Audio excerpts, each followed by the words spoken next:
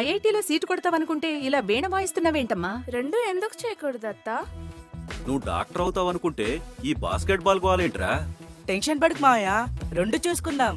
అలా ఎలా కుదురుతుంది? రెసిడెన్స్ స్కూల్స్ తో మంచి చదువుతో పాటు ఆల్ రౌండ్ డెవలప్మెంట్ ఇప్పుడు సాధ్యమే. రైట్ ఏజ్ లో రైట్ ఫౌండేషన్ తో రెసిడెన్స్ స్కూల్స్ ఇప్పుడు హైదరాబాద్ అంతటా.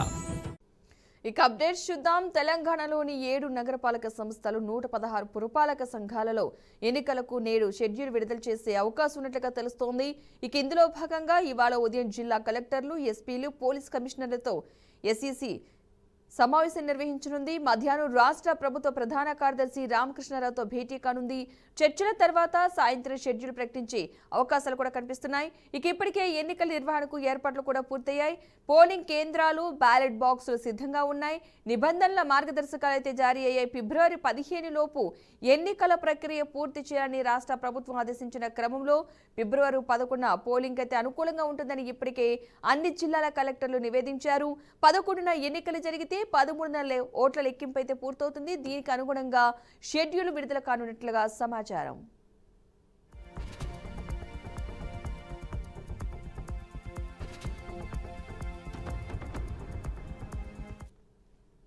ఇదే అంశానికి సంబంధించిన పూర్తి సమాచారాన్ని మా ప్రతినిధి బాసిత్ అందిస్తారు.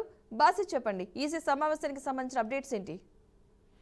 పద్మ, తెలంగాణలోని 7 నగర సంస్థలు 116 పురపాలక సంఘాలతో ఎన్నికలకు షెడ్యూల్ వెలువరించేందుకు రాష్ట్ర ఎన్నికల సంఘం సన్నిద్ధమైంది. ఇందులో భాగంగా ఉదయం జిల్లా కలెక్టర్లు, ఎస్పీలు, పోలీస్ కమిషనర్తో ఈ రోజు సమావేశం ఏర్పాటు చేయనున్నారు.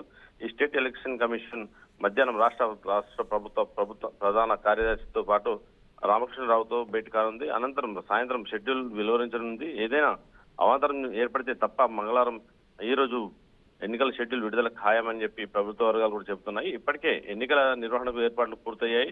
ఓటర్ల జాబితా కూడా ముద్రించినట్టు సమాచారం అందుతుంది. పోలింగ్ కేంద్రాలు, బ్యాలెట్ బాక్సులు కూడా సిద్ధమయ్యాయి. నిబంధనల మార్గదర్శకాలు కూడా జారీ అయ్యాయని చెప్పి సమాచారం అందుతుంది.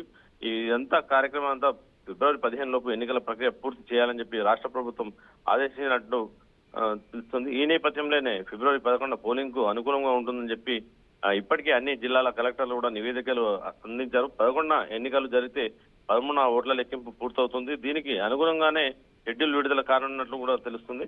మంగళవారం ఎన్నికల షెడ్యూల్ వెలువడేందుకే ఉద్దేశంతోనే ఈ రోజు రాష్ట్ర వ్యాప్తంగా మంత్రులు, ఎమ్మెల్యేలు, ఇతర ప్రజాప్రతినిధులు కూడా అభివృద్ధి పనులకు ప్రారంభోత్సవాలు కూడా పూర్తి చేసుకున్నారు. శంకుస్థాపనలు కూడా పూర్తి చేసి వాళ్ళ పథకాలను కూడా అమలు చేసే విధంగా ఈ చీరల పంపిణీ కూడా చేయడం జరిగింది.